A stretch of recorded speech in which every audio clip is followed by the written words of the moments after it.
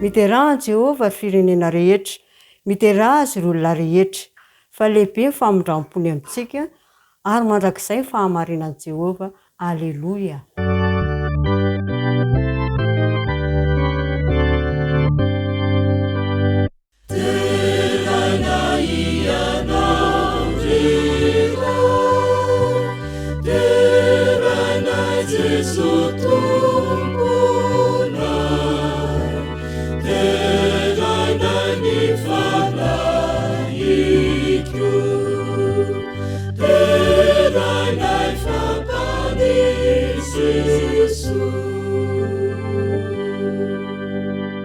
Ry tompo raina tsara sy masindrezany an-danitro, misaotra anao zao tompo noho ny fitahina izay narotsako taminay ka afaka manatanteraka izao fotoam-pivavahana izao izay.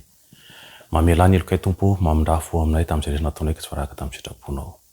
Raha iroso amin'izao fotoam-pivavahana izao zay Jesosy eo, dia aoka ho fitahina ho anay ianao amin'ity anio ity, mifanainao masina ao aminay tsiraray avy ary anositra molotry ny mpandahateny ianao raha hitondra ny teny ankehitriny. Saotra Jesosy eo. Amen.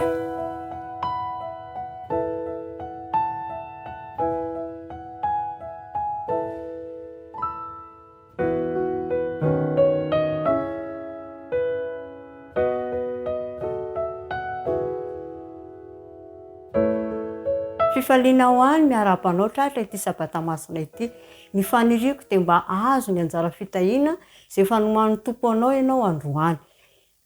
Fakasitrana ny faharetanao ny fihainoana hatramin'ny farany. Amen.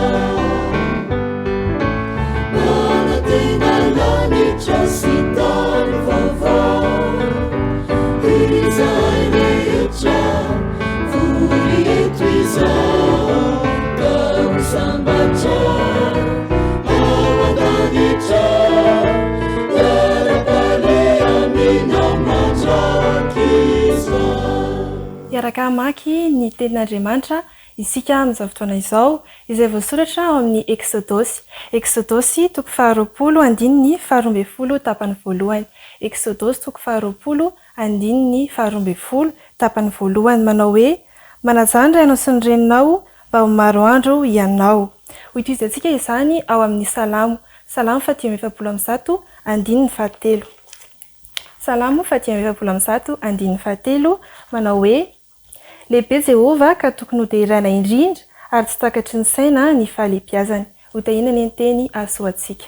Dia ary sika tompoko anandratra vavaka.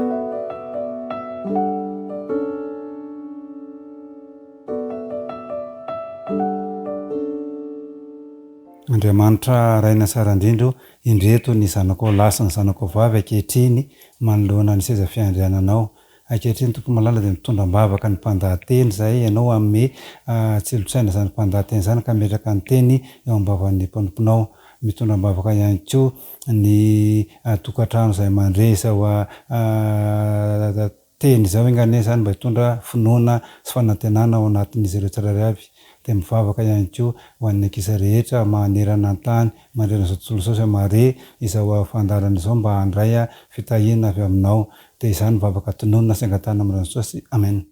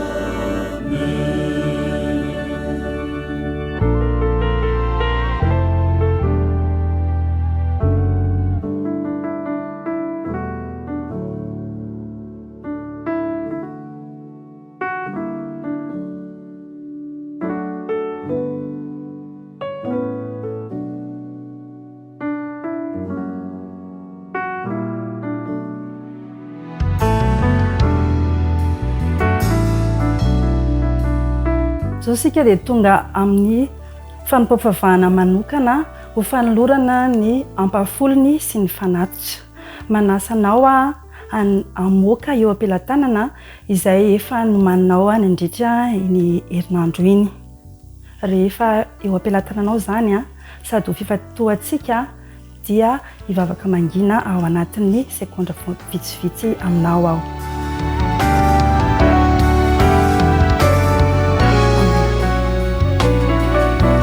Eo am-panomanana sy eo am-panolorana izao fanatitra izao dia tiako ianao raha iray feo amin'ny mpanao salamo manao hoe salamo 7 ny andininy faharoa.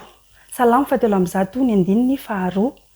Ilay manao hoe misaoran Jehova ry fanahyko ary aza misy adinonao ny fitahiany rehetra. Izany teny izany dia midika fa raha vao mandray fitahiana isika dia manolotra fankasitrahana ho an'Andriamanitra. Ny fanatitra izany dia midika fa mankasitraka maneho fisaorana an'Andriamanitra isika. Ary ny teny ihany koa izany teny izany manao hoe aza misy adinonao ny fitahiany rehetra. Tena fanompam-pavahana ny fanolorana fanatitra. Ary raha toa isika ka manadino ny manokana ampahano an Jehova nefa nandray fitahiana dia manadino an Jehova izany, tsy mankasitraka an Jehova izany.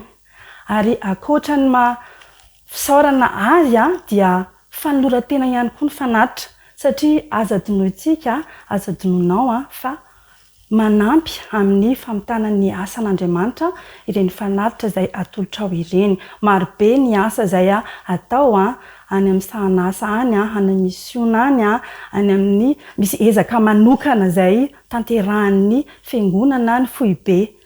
Ary indrindra maneran-tany koa manolo tena ianao mba hiara-miasa amin'Andriamanitra ao anatin'izany fanolorana ny volanao ho atao fanatitra izany.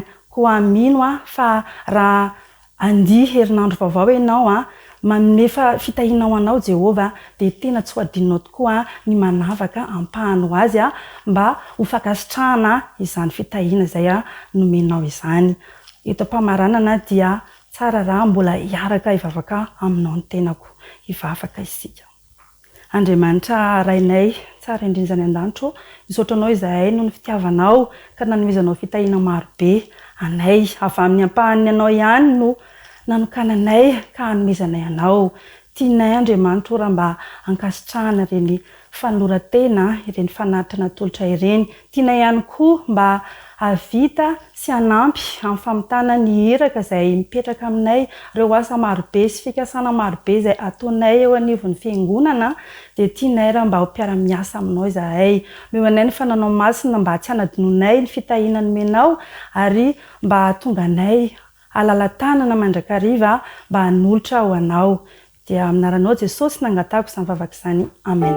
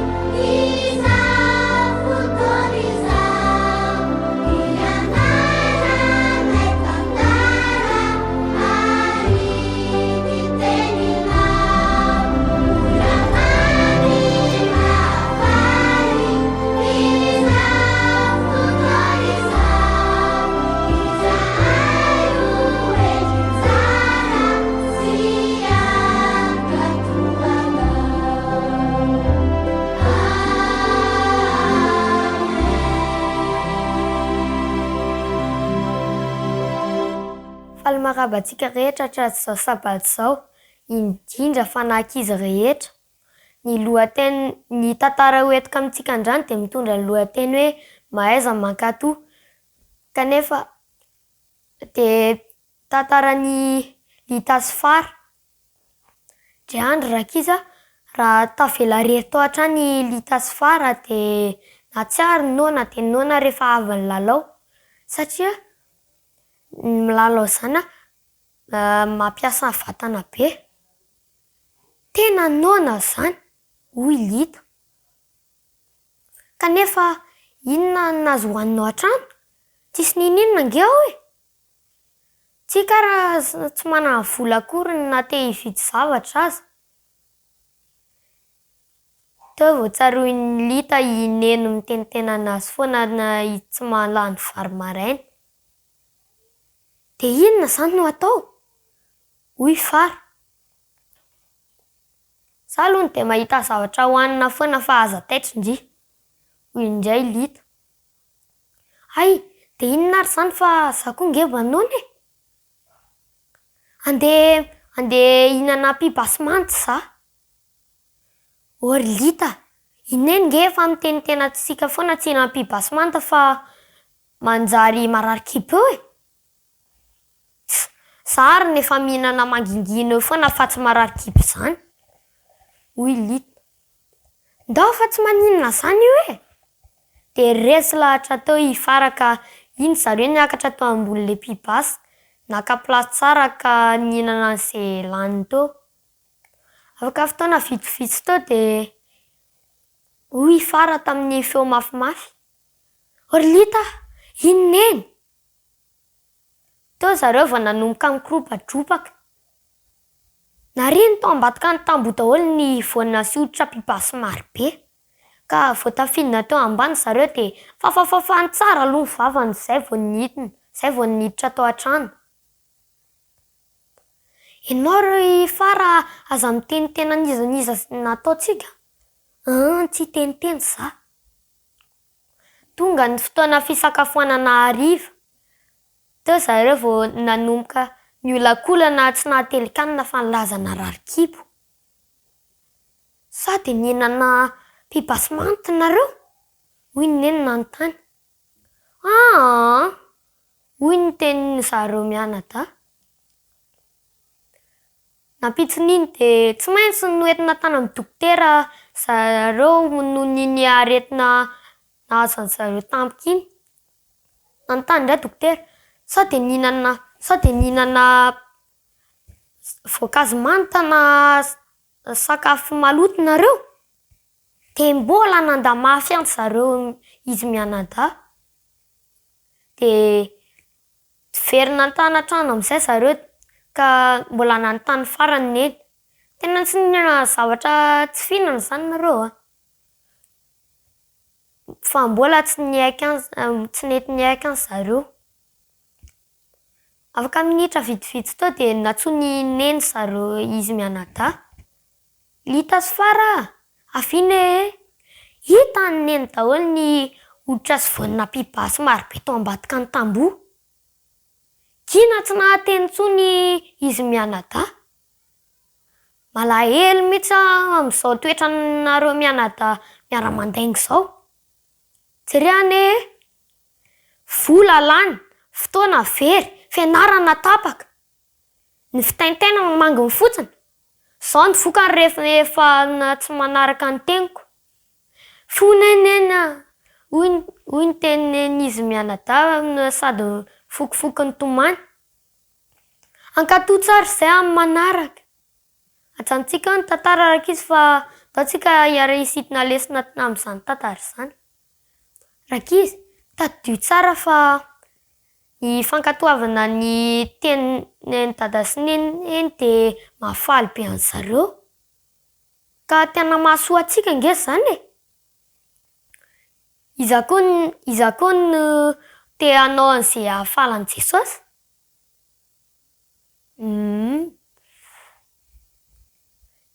De aza menimenina na tesiteritra rehefa asain'ny dada sy neny manaraka ny teniny. Fa tena fahasoavana antsika zany. Izany no voalazanao ny didy fahadimy eo amin'ny hoe Exodosy 20:22 izay manao hoe manajanona ianao sy ny reninao mba ho maro andro ianao. De firariky de mba ho zaza mpankatoy sy endry tsara daholo ny ankizy rehetra. Ny amaranana fotoana de ndao tsika hiara hivavaka. Andriamanitra ohatra anao indray tamin'iny tantara mahafinaritra iny. Andriamanitra ho fahendreny izay ankizy izy mba ho tonga zaza mpankatoy sy endry tsara daholo. Amin'ny anaran'i Jesosy. Amen.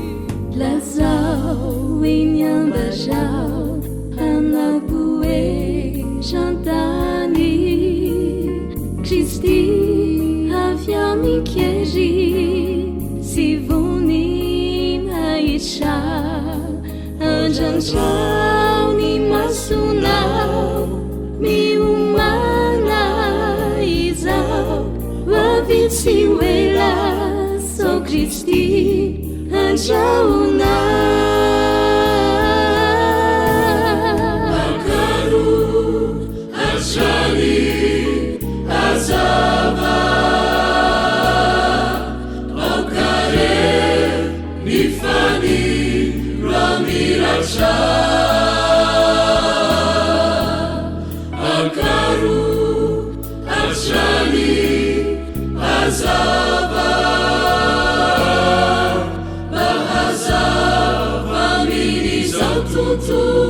Riza Oantu na iano Ananacha Achiza Ilefanilu Kanama Kani Kristi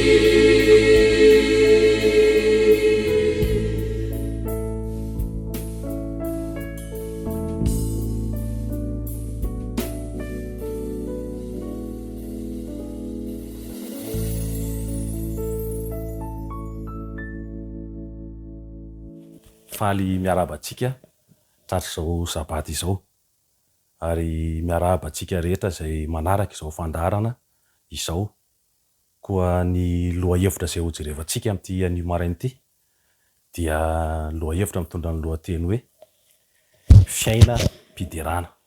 fiainam-piderana araka ny hitantsika tao amin'ny vaky teny Salamo 145:3 zay mitondra ny manao hoe lehibe Jehova ka tokony hideraina indrindra ary tsy takatry ny saina ny fahalebiazana. Mampirisika antsika anana fiainam-piderana Andriamanitra na isam-batan'olo zany na iombonana. Eny mora tokoa no mideran'Andriamanitra rehefa lamina sy tsy misy zava-tsarotra hatrehany. Kanefa ahoana ny fomba ahatonga antsika hidera rehefa miatrika fiaikantsika na orya isika na miatrika olana. Ny Baiboly dia feno tantaran'olona mideran'Andriamanitra tao anatin'ny fotoan-tsarotra. Koa andeha isika hijery ohatra vitsivitsy ny avy amin'izany fanandramana izy ireny zany ahafahantsika miatrika ampifaliana ny fiaikana eo anoloantsika. Jerevantsika voalohany anatin'izany hoe inona aloha natao hoe midera, inona natao hoe fiderana. Araka ny hitantsika amin'ny Salamo 145 dia misy zavatra anankitelo. Voalohany mahita izay ataon'Andriamanitra isika. Raha hitantsika zany amin'ny andininy 7 tsy hamaky Baiboly tsika fa hotonony fotsiny amin'ny andininy 7 dia mahita ny mpanao salamo fa tsy takatry ny saina ny fahalebiazana. Ao amin'ny andininy 9 izy dia mahita koa fa mamindra fo sy miantra Jehova. Ary eo amin'ny andininy 7 izy dia mahita fa manisoa izao tontolo izao izy. Zany hoe ny atao hoe midera zany dia mahita izay ataon'Andriamanitra amintsika. Faharoa, mahatsiaro. Ny dikany hoe mahatsiaro hitantsika zany ao amin'ny andininy 5 ao amin'ny Salamo 145 any no hitantsika an'izany eo amin'ny andininy 5 dia misaintsaina ozy izy ny salamo ny asa mahagaga zay nataony ary mahatsiaro ny habeny fahatsarany ao amin'ny 15 ary ny fahatelo farany ny atao hoe midera dia manambara. Rehefa mahita ianao de misaintsaina tahaka ny tovolahy sy tovovavy anankiray vao mifamofo na hoe vao mifankaty, mahita ny akanton'ilay tovovavy izy ny atsarany toetrany de mitsaintsaina an'izany izy mahatsiaro ary rehefa avy eo izy de manino manoratra. Entona zany de manambara rehefa mahita sy mahatsiaro ny fahatsaran'Andriamanitra ianao de ambaranao amin'ny fihetsika ataonao zany.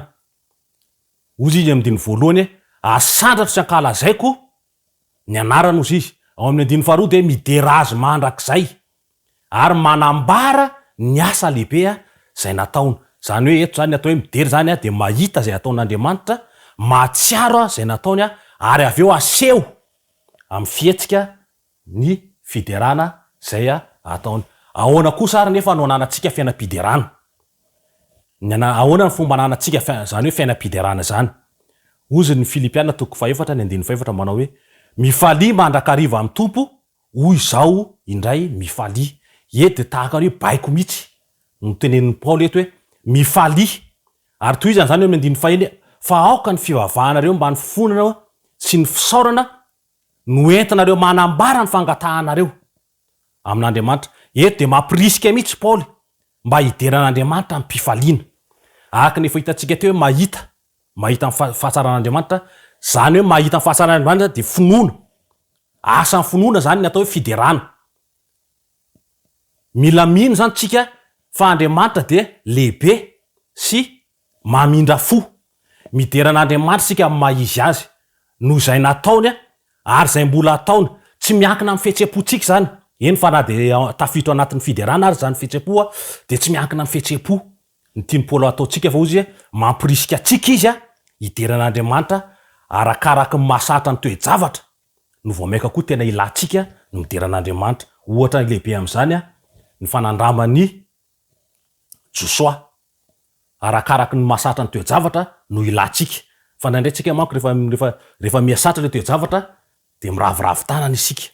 Miravoravo tanana. Fa ny olona manana toe-po midera kosa de tsy miravoravo tanana rehefa misy ozy izy Jesosy ao anao Matthieu 17:20 hoe raha manana finoana ohatran'ny voatsinampy ray anareo ozy izy ka hiteny amin'ny tendrombohitra hoe mifindra ery de hifindra izy. Le tendrombohitra eto tsy tendrombohitra fa lay olana. Ny olana zay atrehantsika.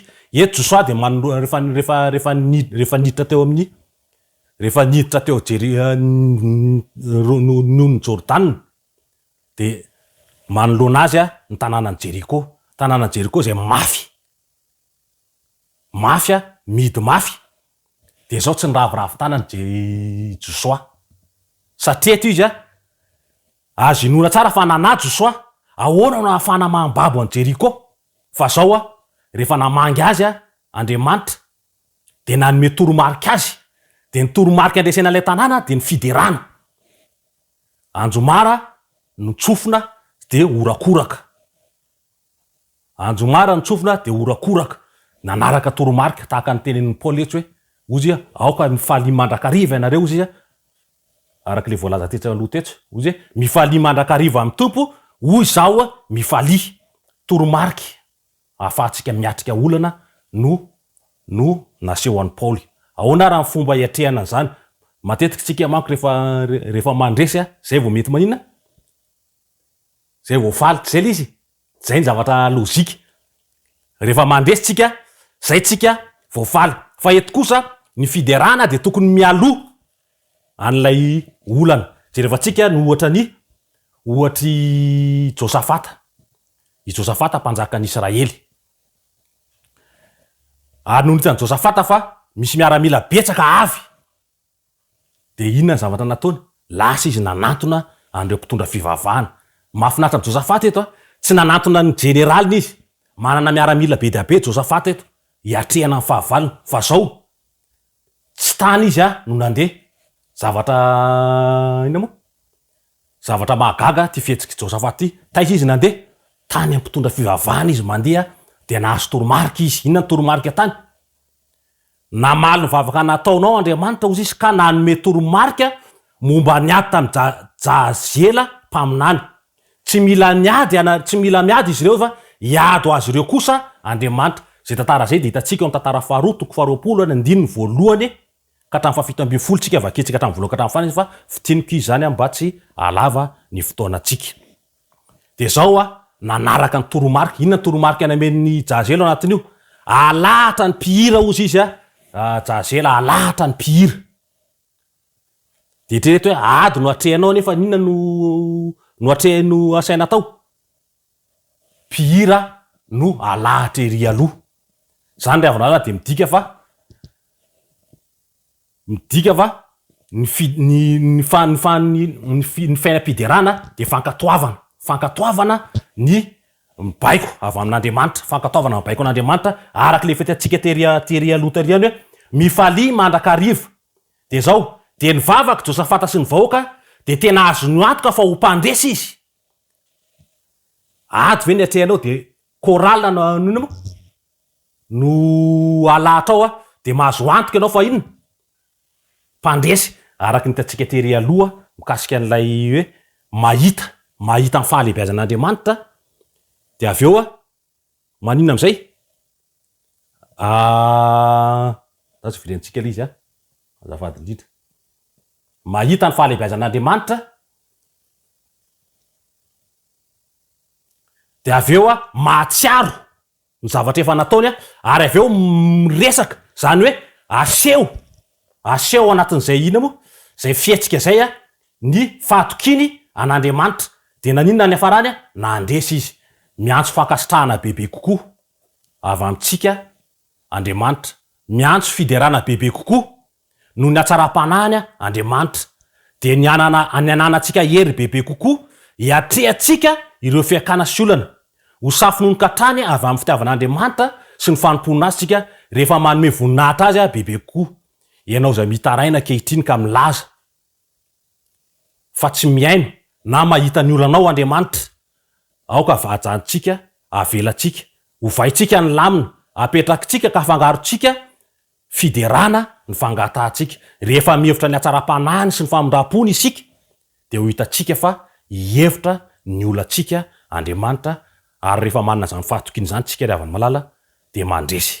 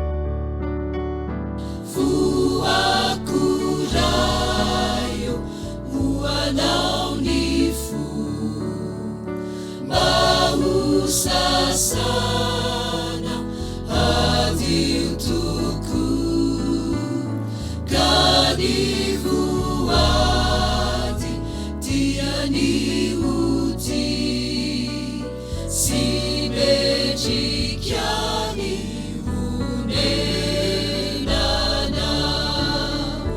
fanifanyka oyako fanimaka tsy ahita anakone tikosasa naurayo sitrakutuki ujuvina uzazaka katuuti anautuku iary vavaka sika ry tompo rainy tsara sy masina indrezany an-danitro misaotra anao zay tompo no ny fitahinao ka afaka nandreny teninao indray tamin'ity anio ty mamelany ilokay tompo mamindrafo aminay tamin'ny lasanay izay tsy naizanay nanome voninahitra ny anaranao fa amin'ny teny ity zay tompo no ny teninao dia aoka anana zany toepo midera toepo miabo izany ary tahio tompo ny hoavin'ny fiangonanay tsirairay avy tahio koa ny programanay izay mbola hitohy saotra Jesosy amen.